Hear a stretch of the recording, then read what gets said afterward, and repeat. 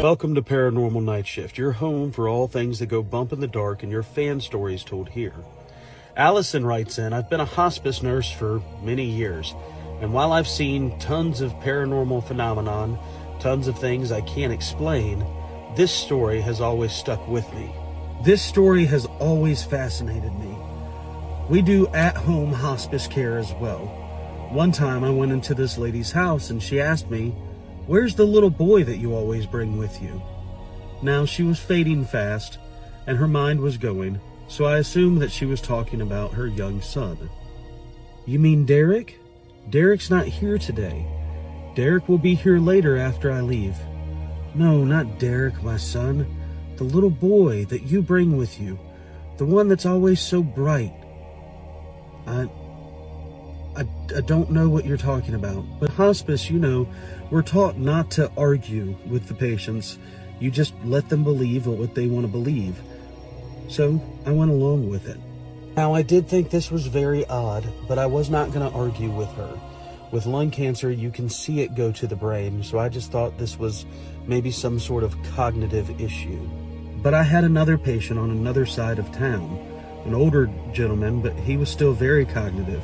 He understood what was going on, and he asked me the same question. "Are you going to bring that little boy with you again?" I was speechless. I didn't know what my patients were talking about, but this gentleman was still very alert and very aware of what was happening.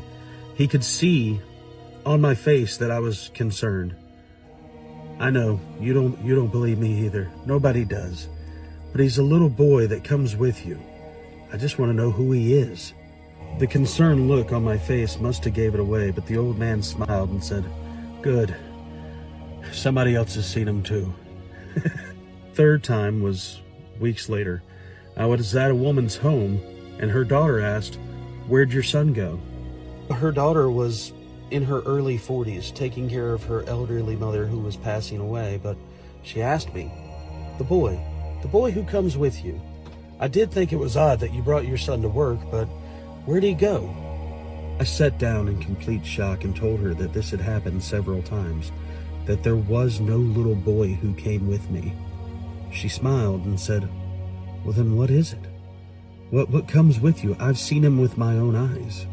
All three of these patients were people of different genders, different ages, different health issues.